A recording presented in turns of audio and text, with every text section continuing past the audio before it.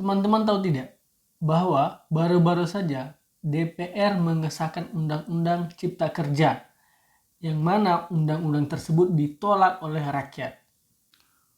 Undang-Undang Cipta Kerja ini tidak hanya membunuh para buruh di sektor industri, juga membunuh kami para petani di pedesaan. Setidaknya ada 6 alasan mengapa Undang-Undang Cipta Kerja ini membunuh kami para petani. Pertama, dalam undang-undang sebelumnya, Undang-Undang nomor 18 tahun 2012 tentang pangan, disebutkan dalam pasal 15 bahwa pemerintah lebih mengutamakan produksi dalam negeri dalam pemenuhan pangan nasional. Ini dihapus, teman-teman.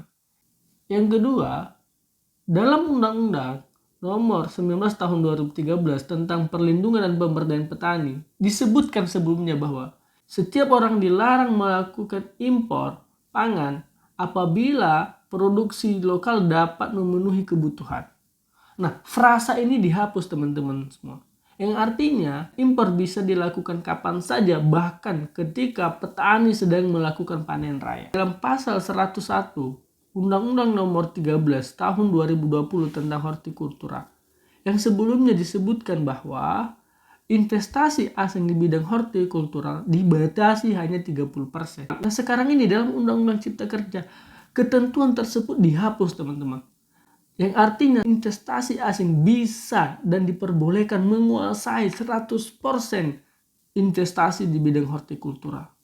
Yang keempat, dalam Undang-Undang Cipta Kerja, pemerintah mengizinkan terjadinya alih fungsi lahan. Yang kelima, pasal 45 Undang-Undang Perkebunan yang sebelumnya disebutkan bahwa sebuah perusahaan perkebunan diizinkan untuk didirikan apabila mendapatkan surat izin perkebunan dan juga AMDAL. Ini dihapus, teman-teman.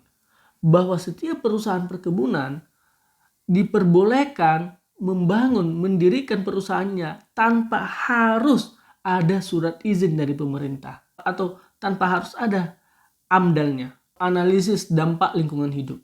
Yang keenam adalah Undang-Undang Cipta Kerja mengatur yang namanya pembentukan bank tanah. Melalui bank tanah, maka negara berhak mengambil tanah-tanah petani, tanah-tanah masyarakat adat, tanah-tanah nelayan yang tidak bersertifikat untuk kepentingan kelas pengusaha dan investor. Artinya, teman-teman, akan terjadi perampasan tanah-tanah masyarakat ke depannya. Bentuk dari pembunuhan masa depan petani. Oleh karena itu, petani bersama dengan partai buruh jelas menolak Undang-Undang Cipta Kerja ini.